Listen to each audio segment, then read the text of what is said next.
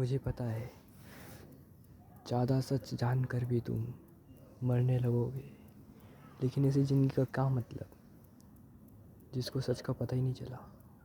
मुझे पता है कि आपको पता है कि एक दिन आपको सच ज़रूर पता चलेगा और उस दिन आप जीते जी मर जाओगे। और मैं नहीं चाहता कि आप मरो, आप जियो, इस पल को जियो। इसी पल में सब कुछ रखा है, कुछ नहीं रखा किसी में।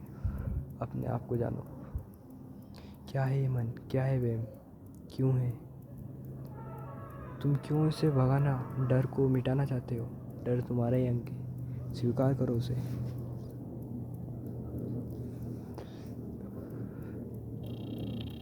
कृष्ण पार्थ पार्थ कह कर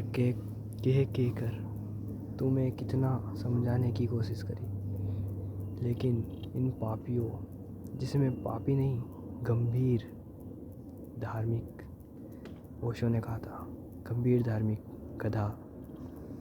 गधों ने छुपाने की कोशिश करी, संस्कृत में कर दी और संस्कृत को छीन लिया गया ताकि आपको सच पता ही ना चले। आपके साथ खिलवाड़ हुआ है, आपकी ज़िंदगी के साथ, आपकी सोच के साथ खेला गया है।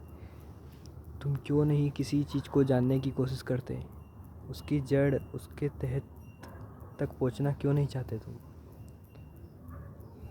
क्यों तुम जिंदा रहकर भी मर गए हो?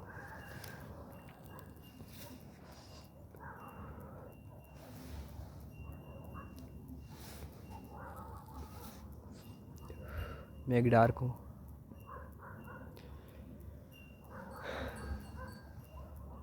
जो तुमको कभी नहीं दिखूंगा, लेकिन रहूँगा तुम्हारे पास, तुम्हारी मन में, तुम्हारी सोच में।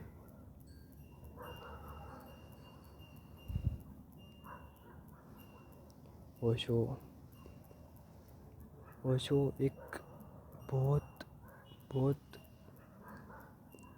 खतरनाक, पावरफुल व्यक्ति थे।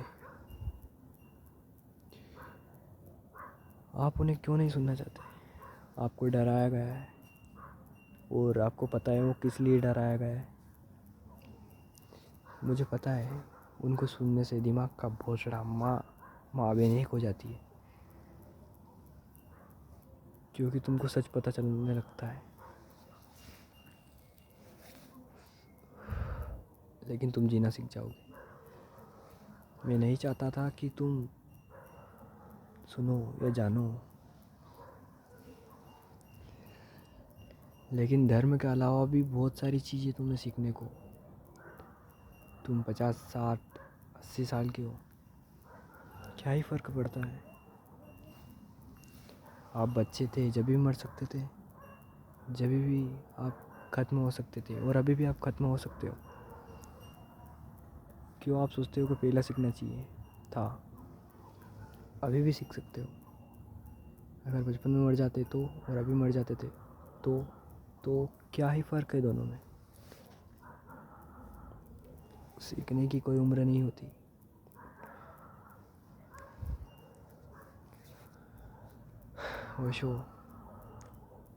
ओशो ही है